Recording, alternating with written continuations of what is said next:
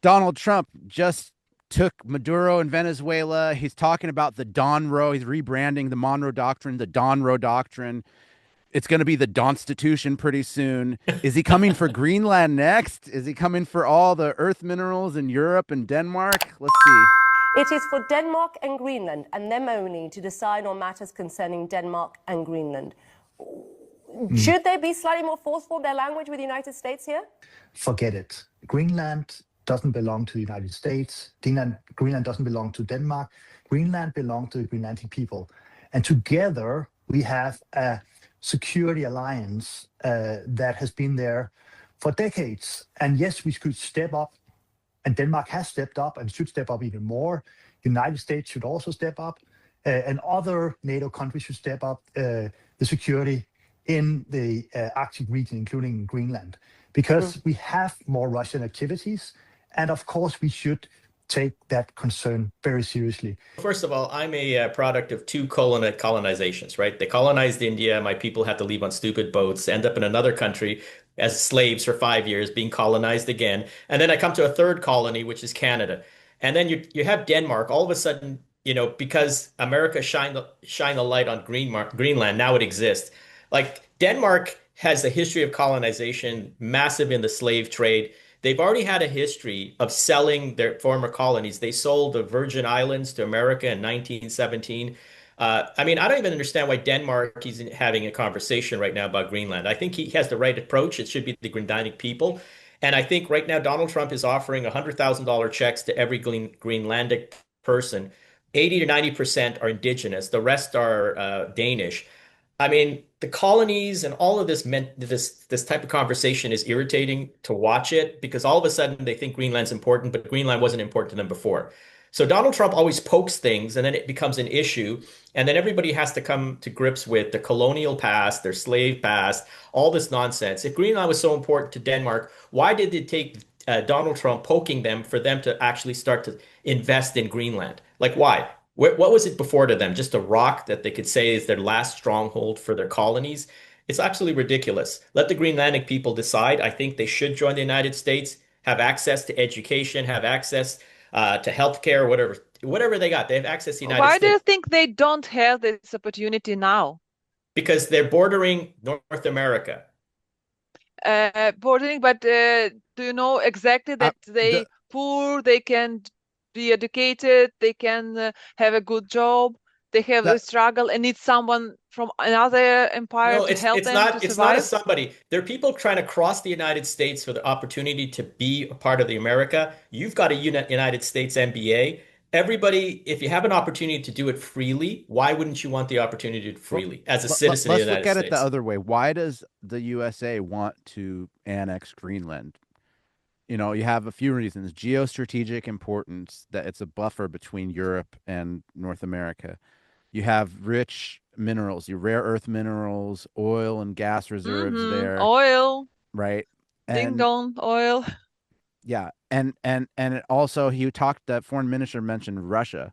So like because it's so far north, you actually can like the way the missiles work, it's like I think you can send them Yeah, over the in the North Pole middle and to stuff. catch So missiles. yeah, That's Russia or why something like Trump that. didn't talk about, oh, this is a great opportunity to the Greenland people. I give them a free education, I give them Yeah, medicine, no, that's all health, and spin. everything.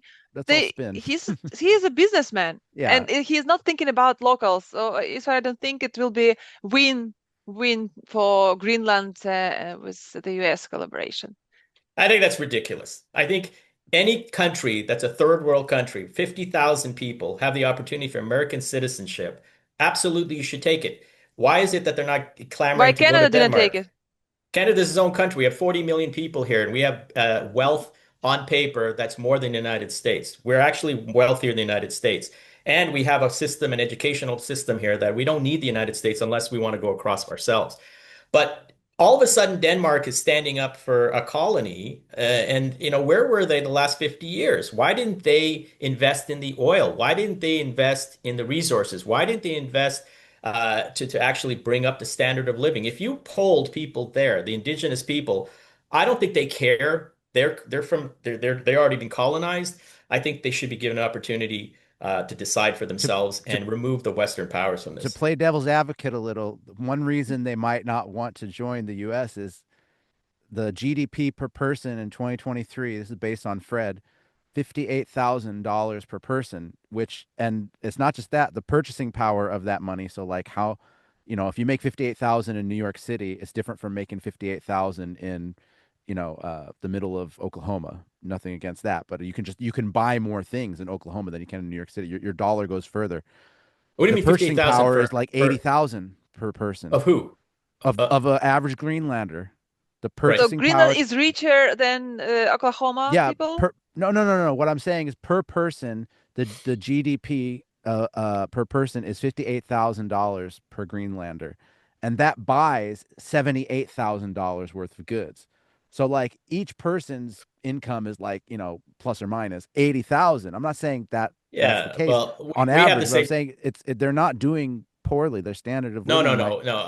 Mm-hmm. We have a territory called Nunavut in the Northwest Territories, where if you look at it, potentially they're earning their GDP is higher, but their cost of living is incredible. Just to transport goods into these areas, like in the northern parts of Canada, is Yeah. supremely expensive. Getting fresh bread. So although they might on paper make more money, they have to spend a whack load of their money just on the necessities because it's so remote. And Greenland has to be worse than that because just transporting anything, a car into there must be incredibly expensive, right? I'm just Um, saying it's classified as a high income country at the World Bank.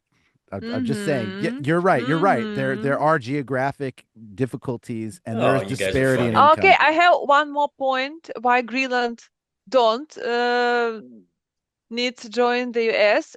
What happened is real local Native Americans. They lost their culture, they lost their places, and in case US came to Greenland, it will be all about English language, English culture, and they already Greenland's struggle a lot being a colony, and now they again and they will spread their old culture and everything with the big country.